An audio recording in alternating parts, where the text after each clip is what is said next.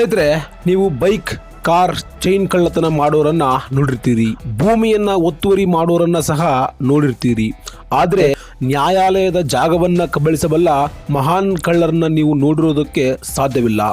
ಇದನ್ನ ಕೇಳೋದಕ್ಕೆ ಸ್ವಲ್ಪ ವಿಚಿತ್ರ ಎನ್ನಿಸಿದ್ರೂ ಇದು ನಿಜ. ಒಂದು ರಾಜ್ಯದಲ್ಲಿ ಅಧಿಕಾರದಲ್ಲಿರುವ, ದೇಶದ ರಾಜಧಾನಿಯಲ್ಲಿ ಅಧಿಕಾರದಲ್ಲಿರುವ ಪ್ರಮುಖ ಪಕ್ಷ ಹೈಕೋರ್ಟ್ನ ಜಾಗವನ್ನೇ ಕಬಳಿಸಿತ್ತು. ರಾಷ್ಟ್ರ ರಾಜಧಾನಿ ದೆಹಲಿಯಲ್ಲಿ ಅಧಿಕಾರದಲ್ಲಿರುವ ಆಮ್ ಆದ್ಮಿ ಪಕ್ಷದ ಒಬ್ಬ ಮಂತ್ರಿ 2015ರಲ್ಲಿ ಹೈಕೋರ್ಟ್ ಜಾಗದಲ್ಲಿ ವಾಸವಾಗಿದ್ರು. ನಂತರ ಆ ಜಾಗವನ್ನ ಆಮ್ ಆದ್ಮಿ ಪಕ್ಷದ ಪಾರ್ಟಿ ಆಫೀಸ್ ಮಾಡಿಕೊಂಡ್ರು.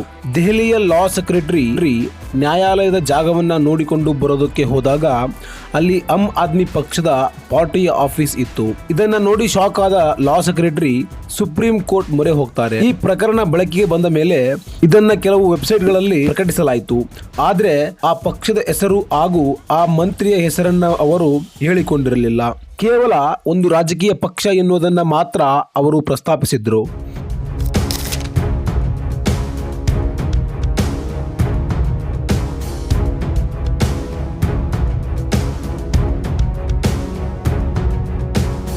ಮೂವತ್ತು ವರ್ಷಗಳ ಹಿಂದೆ ಇಂತಹದ್ದೇ ಇನ್ನೊಂದು ಪ್ರಕರಣ ನಡೆದಿತ್ತು.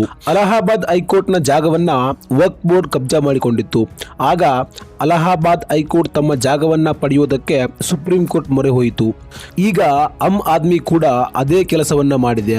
ದೇಶದ ರಾಜಧಾನಿ ಅಲ್ಲಿರುವ ಅತ್ಯುನ್ನತ ನ್ಯಾಯಾಲಯದ ಜಾಗವನ್ನ ಇವರು ಕಬಳಿಸ್ತಾರೆ ಅಂದ್ರೆ ಇವರ ಧೈರ್ಯಕ್ಕೆ ನಾವು ಒಂದು ಛೀಮಾರಿ ಹಾಕಲೇಬೇಕು ಅಲ್ವಾ. ಇಲ್ಲಿ ಇನ್ನೊಂದು ವಿಷಯವನ್ನ ಗಮನಿಸಬೇಕು. ವಕ್ಫ್ ಬೋರ್ಡ್ ಮುಂಬೈನಲ್ಲಿ ಮುಖೇಶ್ ಅಂಬಾನಿ ಮನೆ ಇರುವ ಜಾಗವನ್ನ ತನ್ನದೇ ಎಂದು ಕೇಸ್ ಹಾಕಿಕೊಂಡಿತ್ತು.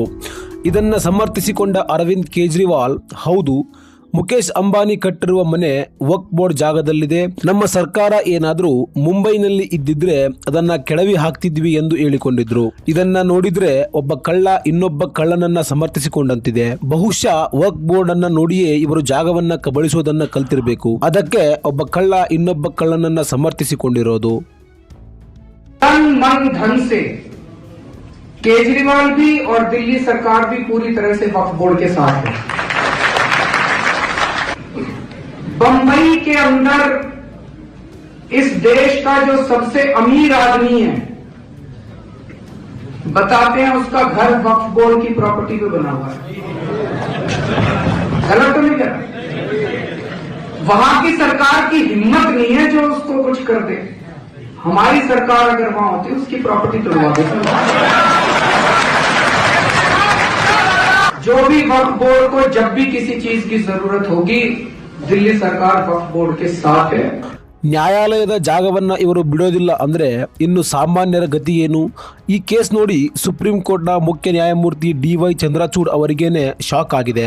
ಈ ಕೇಸ್ ಕೈಗೆತ್ತಿಕೊಂಡ ಸುಪ್ರೀಂ ಕೋರ್ಟ್ನ ತ್ರಿಸದಸ್ಯ ಪೀಠ ಆಮ್ ಆದ್ಮಿ ಪಕ್ಷಕ್ಕೆ ಛೀಮಾರಿ ಹಾಕಿ ಕಳಿಸಿದೆ.